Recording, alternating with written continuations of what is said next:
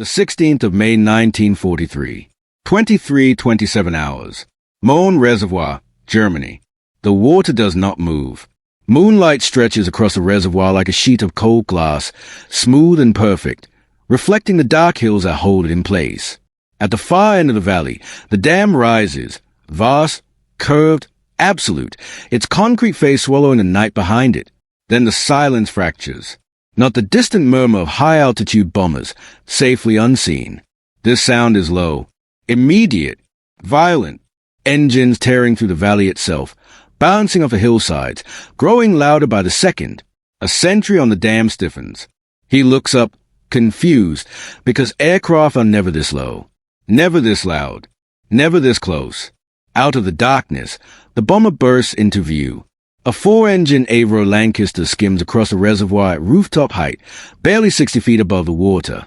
Its propellers claw the air, throwing spray into pale arcs behind it. The aircraft shadow races alongside across the reservoir surface, stretched long and warped, like something alive. Inside the cockpit, the world has collapsed to 3 numbers.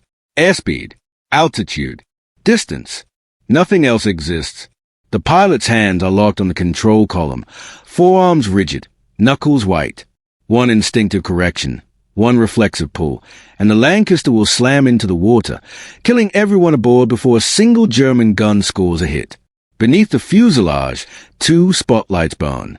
Their beams strike the reservoir at separate points, far apart, too far. The pilot eases the nose down by inches. The reflections slide closer together, trembling on the black surface. Closer, closer. They touch. That is the height.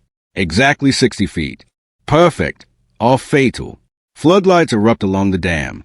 The valley is ripped open by white light. Beams snap upward and lock onto the Lancaster, pinning it in sudden brilliance. Anti-aircraft guns answer instantly. Flak bursts tear open the sky. Trace of fire lashes upward, red and orange streaks snapping past cockpit, wings, and tail.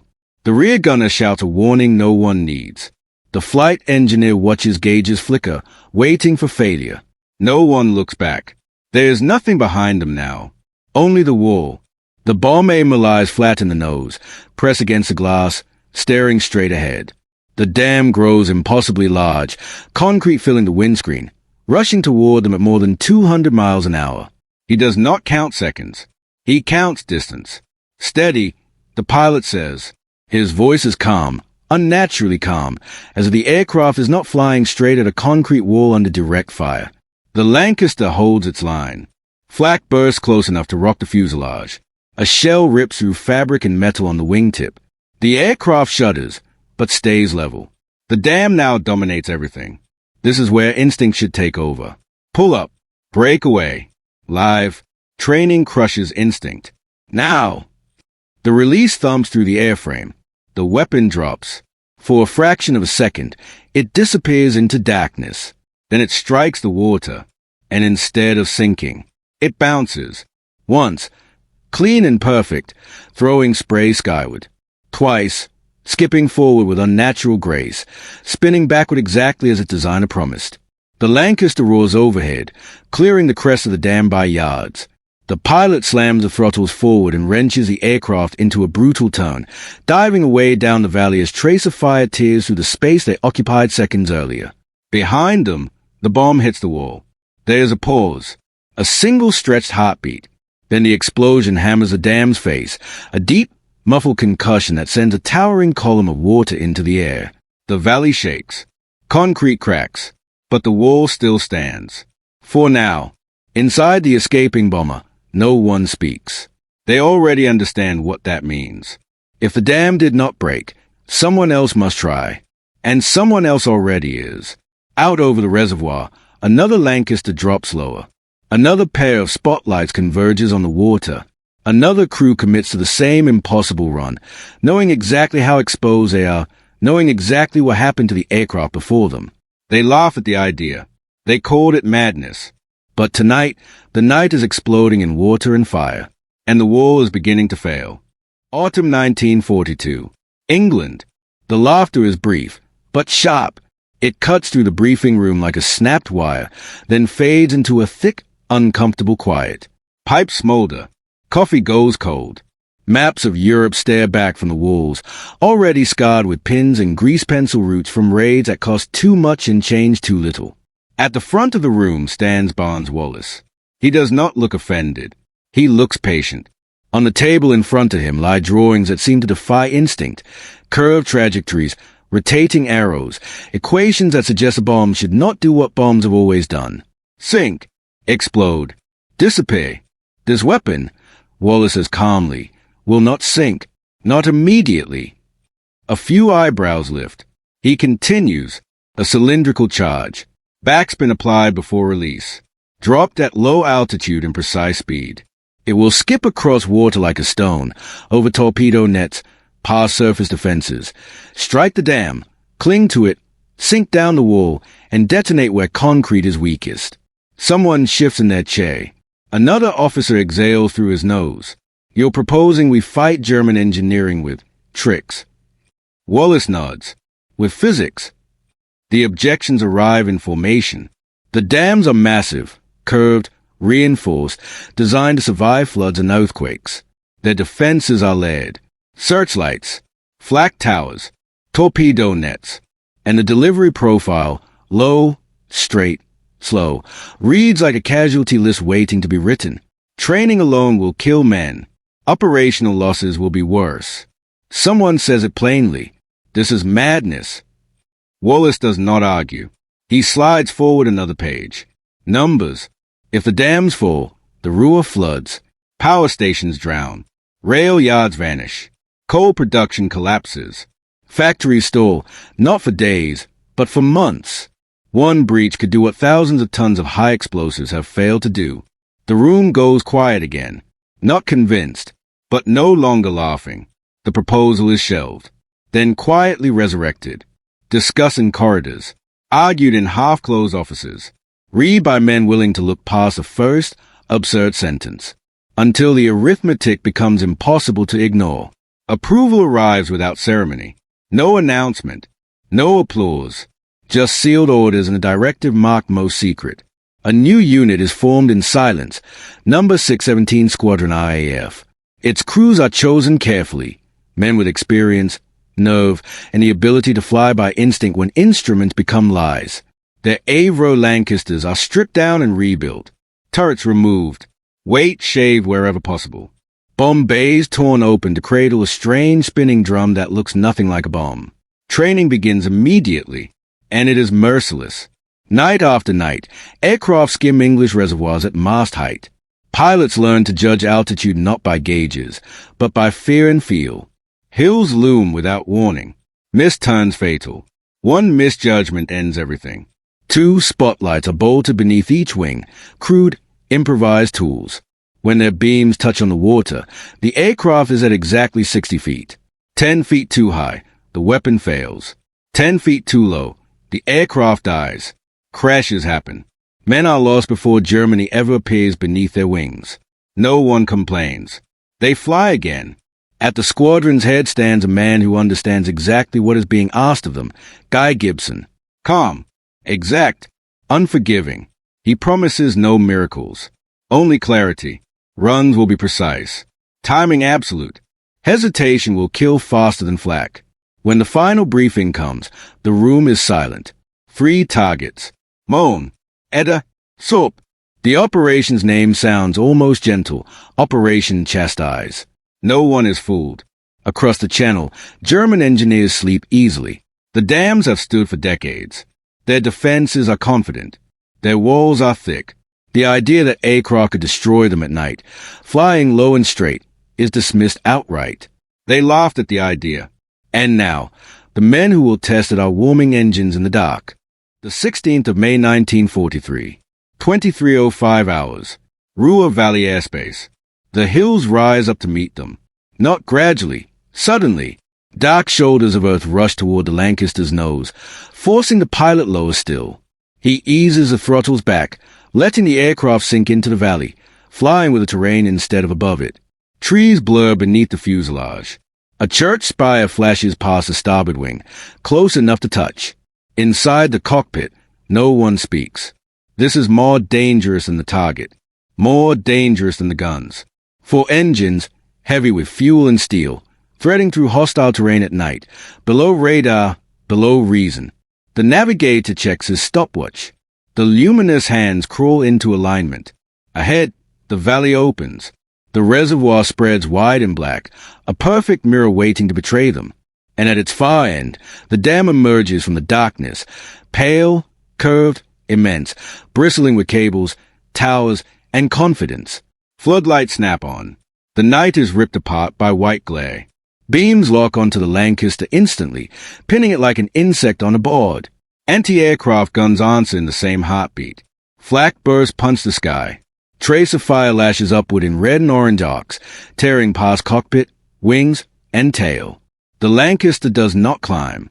It sinks. Lower. The pilot nudges the nose down until the twin spotlights beneath the wings carve trembling scars on the water surface. The reflections slide inward. Too high. Adjust. Too low. Adjust again. They meet. 60 feet. Exactly.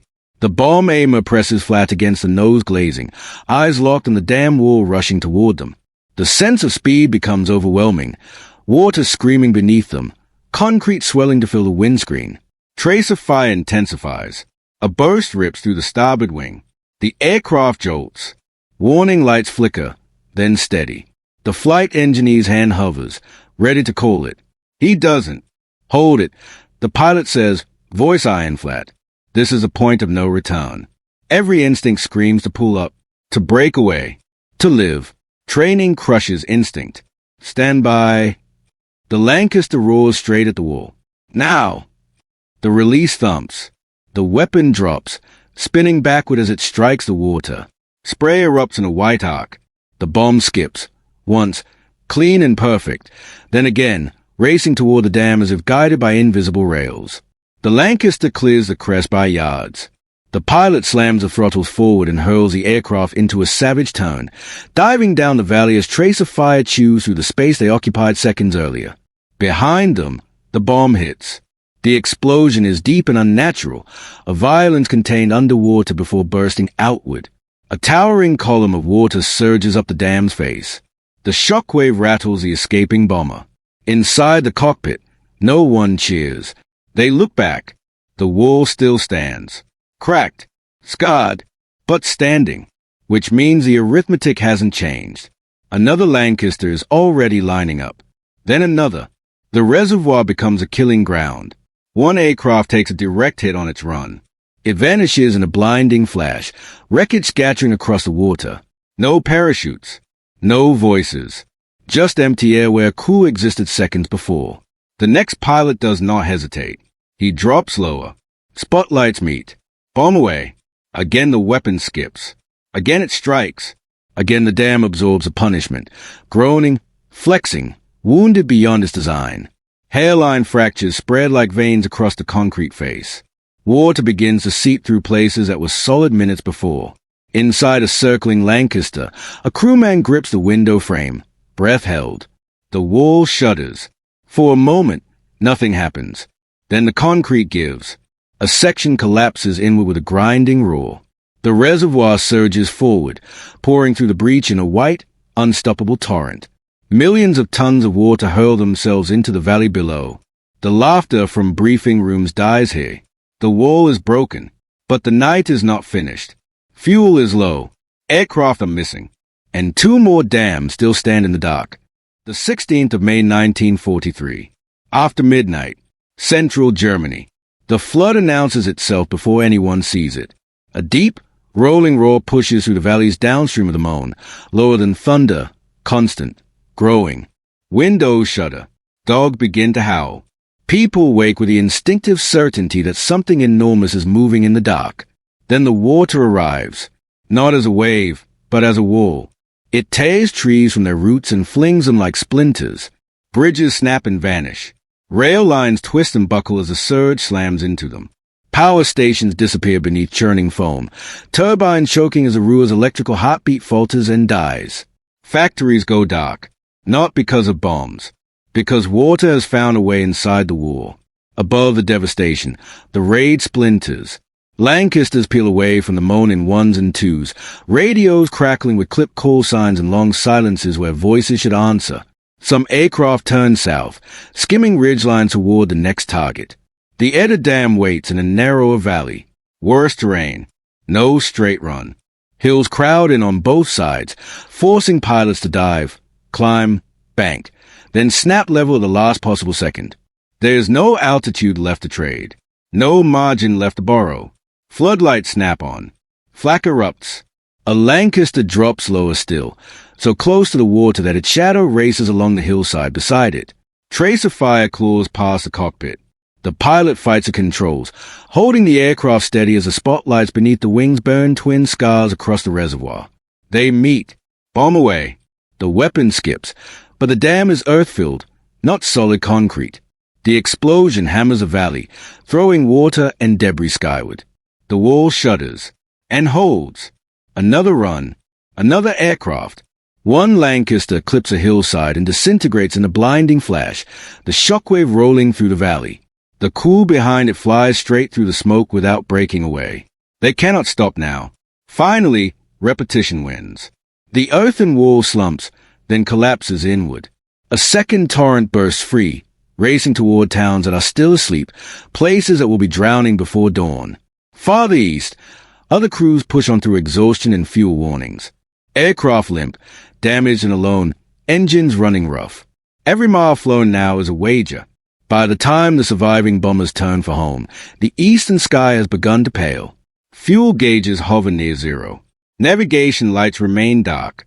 Crews fly by dead reckoning and memory, skimming terrain to avoid fighters that never arrive or arrive too late. Behind them, valleys are filling. Ahead, the sea waits. And across Germany, emergency sirens begin to wail, not for bombs, but for water. The night has crossed a line, and it cannot be pulled back. The 17th of May 1943, just after 4 o'clock hours. England. The airfields wait in a silence that feels deliberate.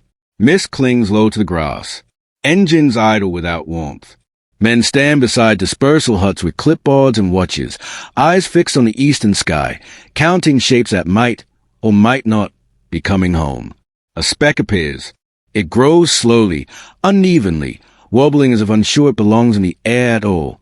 A Lancaster limps in low, flaps hanging, oil streaking its fuselage. Wheels slam onto the runway. The aircraft shudders, then rolls to a stop. The crew climbs down in stages. Hands shake. Faces are gray. One man laughs too loudly, then stops when no one joins him. Another aircraft arrives. Then another. Some are peppered with holes. One is missing a section of wingtip. Another lands so hard the undercarriage nearly collapses. Ground crews run, shouting, pulling chocks into place, counting under their breath. And then the counting stops. The number is wrong. 19 aircraft crossed the coast. 8 did not return. 53 men are missing. Names are read aloud in quiet rooms. Some answers never come. Helmets sit on benches where men should be standing. Letters written the night before now have no recipients. In briefing rooms, maps are marked with blunt clarity. Moan, breached. Eder, breached. Sorp, damaged. Blue pencil lines snake through the Ruhr, tracing flood paths that have swallowed rail yards, power stations, factories. Intelligence officers speak carefully. Disruption confirmed. Output reduced. Repairs already underway. The damage will not be permanent. The shock is. Across Germany, emergency crews work without pause. Prisoners and forced labor are driven to shattered dams under floodlights. Concrete is poured day and night. Anti-aircraft guns multiply around every reservoir, every bridge, every structure once believed untouchable. But certainty has already cracked.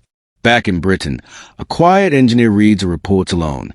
Barnes Wallace does not celebrate. He understands the arithmetic too well. Men lost to prove equations correct, lives spent to turn theory into impact. What had been mocked as absurd has become precedent. For the men of number 617 Squadron IF, the night is already becoming legend and burden. They will never again be ordinary A-crew. From now on, they will be sent where precision matters more than safety, where mistakes are not survivable. History will remember the spectacle, the bouncing bombs, the collapsing walls, the water tearing through valleys in the dark. But those who were there remember something smaller. The spotlights touching on black water. The second when there was no escape left, only trust in training, in mathematics, in the men beside you. They laughed at the idea. At dawn, no one is laughing anymore, because the war has learned something it cannot unlearn. Summer 1943. Europe. Concrete hardens under floodlights. Scaffolding crawls up broken dam faces. New steel teeth, flak guns, searchlights sprout along crests that once felt eternal. Engineers work without pause, racing not only to rebuild walls, but to rebuild confidence. They fail at the second task, because the memory won't leave. Across planning rooms in Britain, the tone shifts. Maps no longer talk only in tonnage. They speak in angles, in timing, in vulnerabilities. The question changes from how much to how precise. Operation Chastise stops being a raid. It becomes proof. For number 617 Squadron IVE, the change is immediate. They are no longer just bomber crews. They are the answer when targets are too hard, too deep, too dangerous to miss. New shapes appear beneath their Lancasters. Long, smooth cylinders heavier than anything flown before. Earthquake weapons. Tall boy. Grand Slam. Designs born from the same mind that once insisted a bomb could bounce. At the center of that mind stands Barnes Wallis. The engineer once marked for fantasy now carries quiet authority. His notebooks are no longer curiosities. They are doctrine. Calculations once laughed that now dictate entire operations. He does not celebrate. He reads casualty lists. He knows the exchange rate of innovation. Across Germany, the lesson cuts deeper than broken concrete. If dams can be breached, so can bunkers. If walls can be deceived, so can defenses. Radar, steel, thickness. None of it is absolute anymore. Confidence erodes. And in war, confidence is a weapon. Air planners begin to hunt assumptions instead of targets, systems instead of structures. The idea spreads quietly, dangerously. Find what the enemy believes is safe, and attack that. All because, on one night in May, a handful of crews proved that physics could ambush belief. The war accelerates. And somewhere ahead, larger targets wait. Bridges buried in valleys, submarine pens rooted in concrete, fortresses sunk deep into rock, each one built on the same fragile idea, that it cannot be touched. The men who flew at rooftop height over black water know better now. So does the enemy, and the reckoning for that knowledge is still coming. Years later, the dams stand again. Concrete has been poured thicker, slopes reshaped, the scars smoothed over by engineers in time. Grass grows where floodlights once burned through the night. To a casual eye, the valleys look peaceful, almost ordinary. But peace is deceptive, because something far more important than concrete was destroyed on that night in May. Assumption. Before Operation Chastise, there were places believed to be safe simply because they were massive, too thick, too complex, too well defended. The dams were symbols of that belief, engineering confidence made solid. And they failed, not because they were weak, but because someone dared to ask a different question. 4 air forces around the world. That lesson lingered long after the war ended. Precision would matter more than volume, insight more than repetition. Understanding how systems failed, not just how they were built, became the new battlefield. Modern warfare would be shaped by that shift. For the men of number 617 Squadron IVE, the legacy was heavier. Their name became legend, spoken with admiration and awe. But behind it were 53 empty chairs. 53 lives spent to prove a theory correct. Those who survived carried that weight forever. And for Barnes Wallis, history softened what his peers once mocked. The quiet engineer lived to see his ideas vindicated, then surpassed. His later work aimed not only at destruction, but at understanding how structures could endure rather than collapse. Yet he never forgot the cost. Equations are clean. Combat is not. Stand beside the reservoir today and the water looks harmless. Wind ripples the surface. Sunlight dances where spotlights once locked onto death. It gives no hint of what happened here. But listen long enough, and the echoes are still there. Engines, low and fast. Gunfire tearing the dock apart. A bomb touching water and refusing to sink. They laughed at the idea, until the night exploded in water and fire. And when it did, The war learned a lesson that has never faded. There are no untouchable targets, only beliefs waiting to be broken.